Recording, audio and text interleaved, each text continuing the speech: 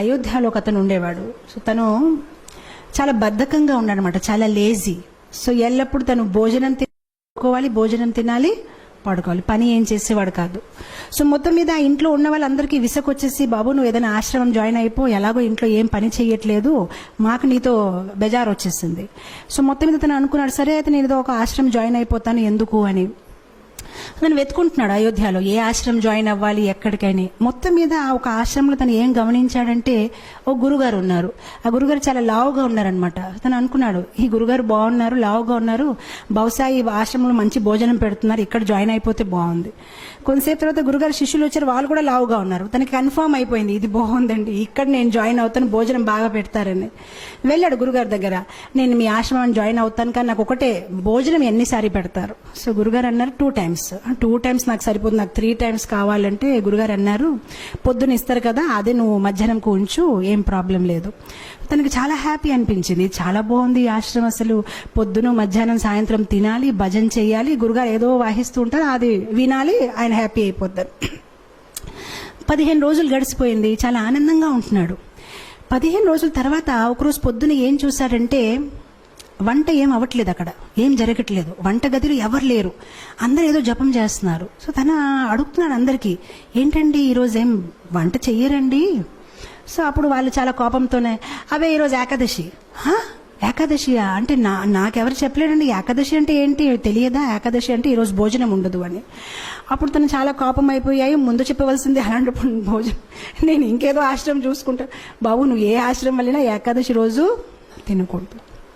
అప్పుడు తిన్నంగా ఆయన గురుగారి దగ్గరికి వెళ్ళిపోయారు. గురుగారు నన్ను కాపాడండి, నేను ఏకాదశి అయితే చేయలేను, ఒకవేళ నా చేత ఏకాదశి చేయించారనుకోండి, నేను ద్వాదశి చూడలేను, నేను పోతాను, నాకు ప్రసాదం అయితే కావాలి, ఇంకే పని చేయమంటే చేస్తాను, కానీ భోజనం లేకుంటే నేను ఉండలేనని. సో గురుగారు అన్నారు, బాబు నీ గురించి అయితే ప్రత్యేకంగా వంట చేయడం అవ్వదు, అయితే ఒక పని చేసుకో, అటు చూడు ఆ కొండ ఉంది కదా, కొండ పక్కన చెరువు ఉంది కదా, అక్కడికి వెళ్ళి నువ్వు వంట చేసుకొని నువ్వు తిను, కావాలంటే మేము సౌకర్యాలు ఇస్తాము. సో గురుగారు స్టోర్ మేనేజర్ చెప్పారు, తనకు 1 kg ఆట, 1 kg రైస్, 1 kg దాలు అన్ని ఇచ్చేయని. తను అన్ని తీసుకుని వెళ్తున్నారు. గురుగారు అన్నారు, ఒకటి మాత్రం జాగ్రత్త, నువ్వు ఏది వంట చేసినా భగవంతుడికి నైవేద్యం పెట్టాలి. సరే అంటాడు, వెళ్తాడు, కష్టపడతాడు. తనకి బద్ధకం ఎక్కువ కదా, ఎప్పుడు వంట చేయలేదు, చాలా కష్టపడి వంట తయారు చేస్తాడు, కానీ అంత టేస్ట్గా లేదు, ఏ చపాతీలు కాలిపోయాయి, ఏదోటి అవుతుందనమాట. మొత్తం మీద వంట తయారైపోయింది. సో వంట తయారైనప్పటికీ తులసి ఆకులు వెతుకున్నాడు, తులసి ఆకు పెట్టాడు, భగవంతుడికి పిలుస్తున్నాడు, కానీ భగవంతుడు రావట్లేదు. సో అప్పుడు తను చక్కగా ఒక పాట పాడతారనమాట. సో చెప్తాడు, प्रभु राम आइए, राजा राम आइए, मेरे भोजन को भोग लगाइए। प्रभु राम आइए, राजा राम आइए, मेरे भोजन को भोग लगाइए. చాలా ప్రేమతో పాడుతున్నా, రాజారాం ప్రభురాం రండి, నేను భోజనం తయారు చేశాను, మీరు వచ్చి స్వీకరించండి. భగవంతుడు రావట్లేదు. తను ఆలోచించాడు, ఎందుకు అంటే తనకేమనిపిస్తుందంటే భగవంతుడు స్వయంగా వస్తాడు. ఇప్పుడు మనకైతే అర్థమైపోయింది, మనం ఏదో యాంత్రికంగా పెడతాము, కానీ భగవంతుడు స్వయంగా వచ్చి తీసుకోవడం అనేది లేదు. కానీ తను చాలా అమాయకుడు, తను అనుకుంటాడు నిజంగా స్వామి వస్తారేమో, స్వీకరిస్తారేమో అని తను వెయిట్ చేస్తున్నారు, కానీ భగవంతుడు రావట్లేదు. అప్పుడు తను ఆలోచిస్తానమాట, తనకు ఒక ఐడియా వస్తుంది, ఓహో ఎందుకు భగవంతుడు రావట్లేదంటే, గుడిలో అయితే రాజభోగం, పకోడీలు, పూరీలు, పాయసము అన్నీ తయారు చేస్తారు, నేనేదో సింపుల్గా రైస్ దాల్ తయారు చేస్తాను, అందుకోసం రావట్లేదేమో అని. సో అప్పుడు తను భగవంతుడికి వాదిస్తారనమాట. తను భగవంతుడితో అంటారు, భూల్ కరోగే యది తజ్ దోగే భోజన రూఖా సూఖా, एकादशी आज मंदिर में है, बैठे रहोगे भूखे, राजा राम आइए, प्रभु राम आइए, मेरे भोजन को भोग धराइए.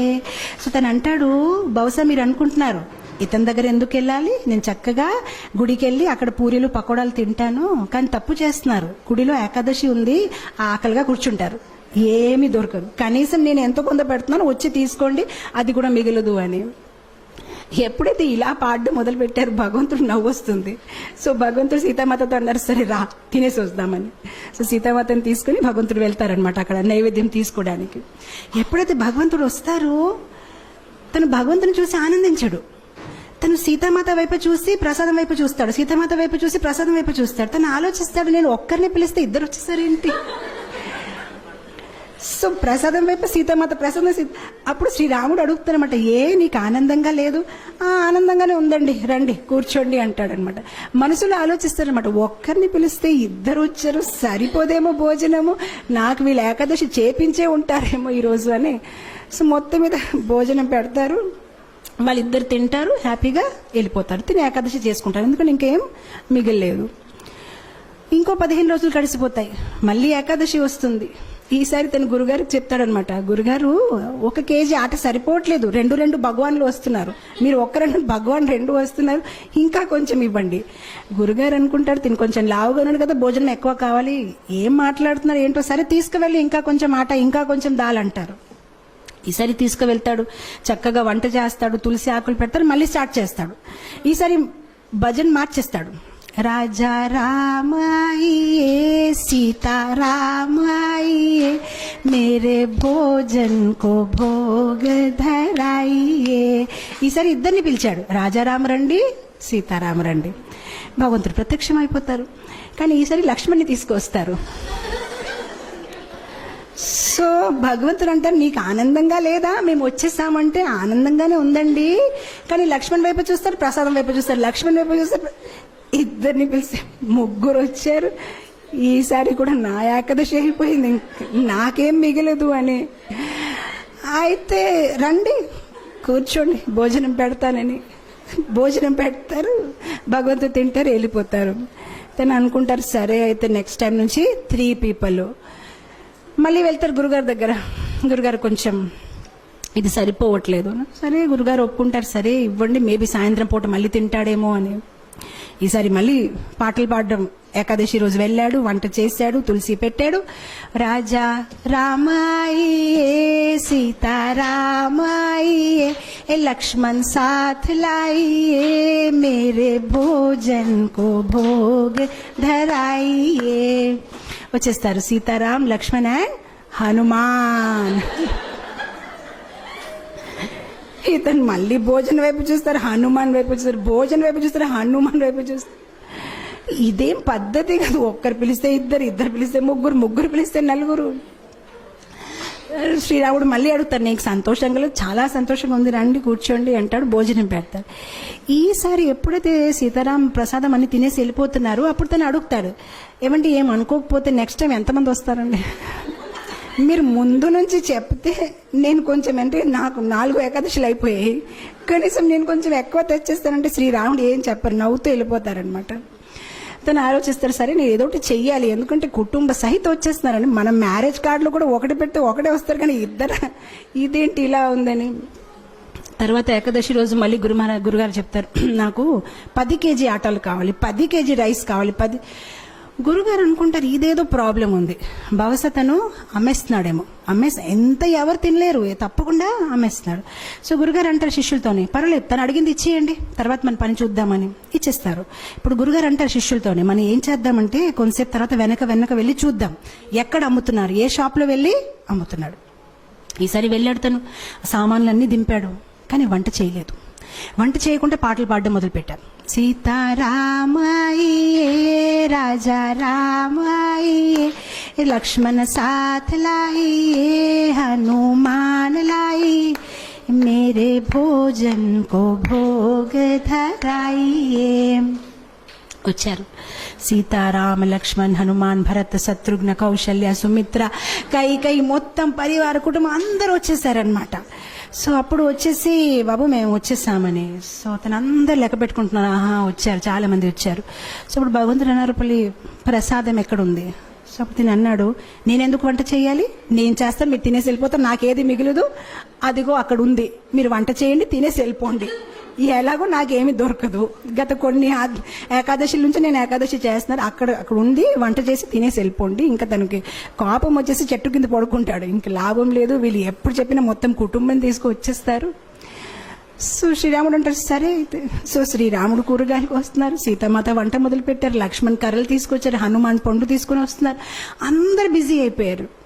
ఆయన ఎప్పుడైతే సీతామాత ఇలా వంట చేస్తున్నారు, దేవతలందరూ కూడా కింద దిగిపోయారు, ఆ ఋషులు మునిలు అందరూ చాలా హడావడిగా అయిపోయింది. అక్కడ వంటలు అవుతున్నాయి అనమాట, ఎంతో మందికి వాళ్ళు కుకింగ్ చేస్తున్నారనమాట.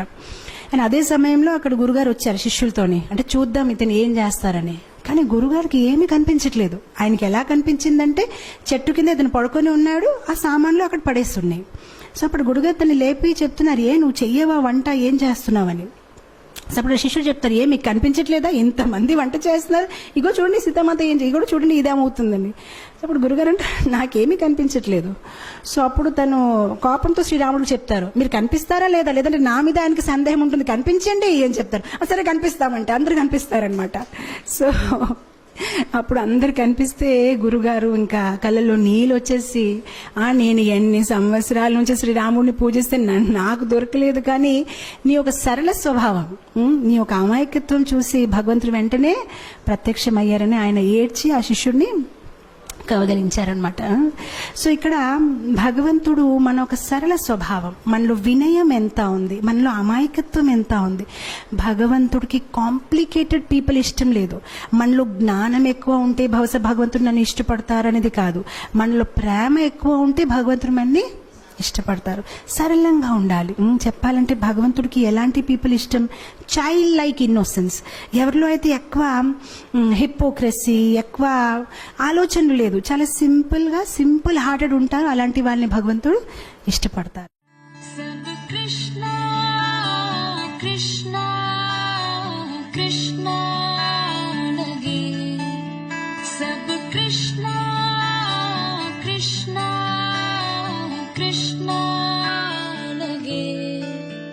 सब कृष्णा